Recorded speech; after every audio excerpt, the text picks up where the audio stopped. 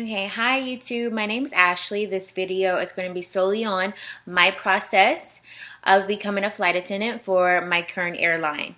Okay, the reason for me making this video is because I received so many questions on how to become a flight attendant or what was the process for me, how long did it take me. So I'm just going to make this video so I can tell people, hit that link in my bio. Anywho. Okay, so let's jump right into it. I'm going to start off with letting you guys know my timeline. I submitted my application for my current airline on June 24th, 2016. I received an email that my application had been forwarded to the hiring department June 29th, 2016. That same night, I received an invitation for a video interview. I decided to submit the video interview July 1st, 2016, and then July 11th, I received an email inviting me to a face-to-face interview.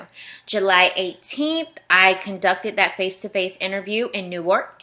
I was offered a CJO the same day, and I accepted it and began training the end of August, and I graduated training October 25th, 2016, and my first day as a flight attendant was November 1st, 2016. Okay, so how I prepared for each of those steps. I submitted my application to my current airline. My resume had a lot of customer service experience on it. It had school on it, and really, I hadn't stayed anywhere at any job for longer than a year. I had a lot of retail-based customer service from Forever 21 all the way up to me working a popcorn kiosk. So it really doesn't matter if you have a degree or not, as long as you have a lot of customer service experience. And I wouldn't stress if you hadn't been at a job longer than a year, because I hadn't. Also, I'm 22, so that may be why they also didn't look at it as a big deal, because younger people, their resumes might be a little bit hopped around a little bit. So I also wrote up a cover letter for this job. I submitted my cover letter and my resume. So, recap, my resume just had a lot of customer service experience on it, face-to-face customer service within retail. So, then I received the video invite for my video interview. To prepare for that, I just stalked Glassdoor like a hawk. I found every single question that was asked to me on Glassdoor. I also joined a job forum for a lot of people that was in the same position as me, that was just looking to get hired by the company as a flight attendant. So they shared ideas, they shared each other's timelines, etc. I didn't write in on the forum. I was honestly just stalking it to see if anybody would write any questions they were asked. Nobody put any questions they were asked in the forum, but I did find every single question on Glassdoor to help me prepare for the video. And what I wore for my video interview was, I only got dressed from the waist up. So I had on a navy blue blazer, a white collared shirt, pearl earrings, and I had on a red lip.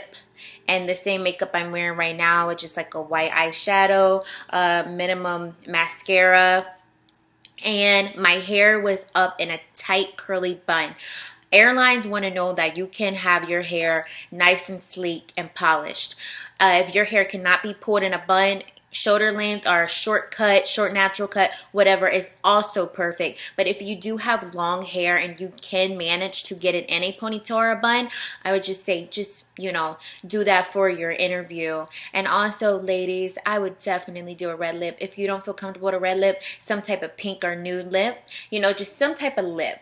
And definitely like makeup, because airlines love makeup. My current airline that I'm working for, we actually have a minimum makeup requirement that is blush and eyeliner. So to prepare for that, pretty much found every single question on Glassdoor. I know a lot of people will tell you don't seem so rehearsed, but because I did know all my questions and I did study my questions, I wouldn't say I sound rehearsed. I would say I sounded confident. They are going to ask you star-based questions, so just answer in a star-based format. STAR-based is just situation, task, action, and result. So whenever you're answering a question, just try to keep that in the back of your mind. Like, what was the situation? What was the task? What was the action? And what was the result? Moving forward, when I did receive the face-to-face, to prepare for my face-to-face, I was flown out to Newark, but because that navy blue blazer and that white collar shirt got me there, I decided to throw that in the bag and wear that to the face-to-face. I paired that with a black skirt that stopped just below my knees with black stockings and a black pump that was only about a two inches with a strap. I wore red lip again. I had my nails painted red, and I had the same exact makeup I have right now, my work makeup. I had my hair in a tight bun. Again, I pretty much kept the same exact look that I had for my video interview. This job is not supervised, so you would want to be on your, pretty much, you would want to look your best for your face-to-face interview, as long as they know that you can be in compliance with what their rules are when, you come to the interview. They just want to know. They just want to see and know that you are capable of grooming yourself to their standards. So I would just pretty much try to have my hair tight up, makeup on, nails painted, just pretty much look polished. Also, let your personality shine through at that face-to-face interview, because it's not always so much about what you know. You've got invited here, so clearly they like your resume. So now it's time to let your personality shine through. Be talkative. Don't be so nervous. I wouldn't let my nerves get the best of me. Honestly, when we walked in, we were giving name tags. So people that was ahead of me, just took their name tag. Thank you, thank you, thank you. Let's say the guy's name was Jason. I'm like, oh, thank you, Jason. I called him by name to make it a little bit more personable.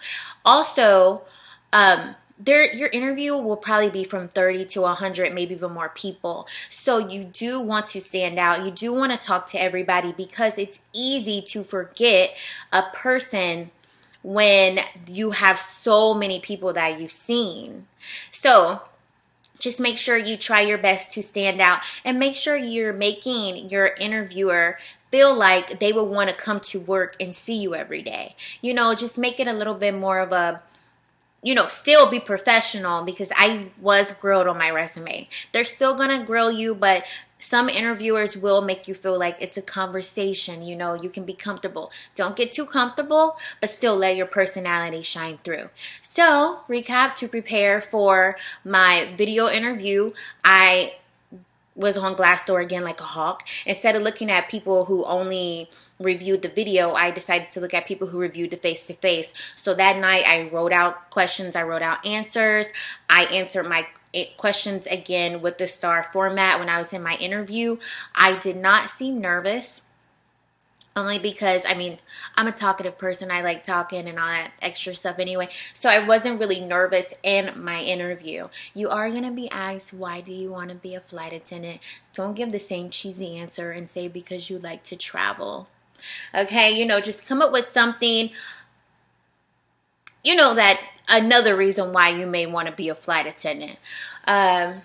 Also, just a few tips. If you do have an airline that you do want to work for, like a dream airline, they're not hiring at the moment, I would just apply to whatever airline is hiring, because you can always gain that experience and then transfer to your dream airline. And who knows, you might end up falling in love with the airline that you are working for. I would never get distraught if I don't get chosen on my first face-to-face interview as a flight attendant, because this job is very competitive.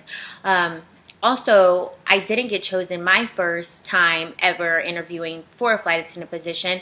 I had an interview with Frontier Airlines in Denver, and I did not receive a CJO. I was a little distraught, but it was fine. Also, this was an easy transition for me with this job, only because I am single, no kids, young. When you get hired and you do receive that CJO, I graduated from training October 25th, 2016, and my first time online as a flight attendant was November 1st. Now, I was currently living in Georgia. The airline that I am with, we do not have a base in Georgia. I was based in Washington, Dulles, in DC. So I did decide to move only because I did not want to commute.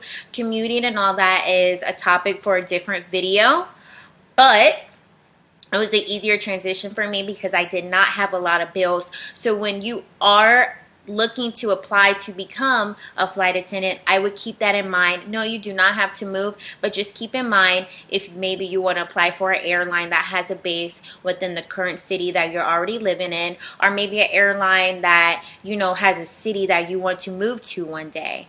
So that's just something to keep in mind. Okay, so this was an intro video basically over the whole outline on the hiring process of this job. If you would like to receive more videos, or you have any questions about specifically just the video, just the face-to-face, I'll be more than happy to share my experience with you, or even my coworkers' experiences, because we've all talked about each other's experiences. So yeah, this was just an outline video, our intro video, just to let you all know my hiring process, what I did to prepare, and yeah, thanks for watching. So for my airline I'm working with now, it was a course of 2 weeks, about 2 weeks, the hiring process. So this can move very rapidly. So if you are thinking about taking this position, don't think that it will take too long before you are offered to go to training. Good luck.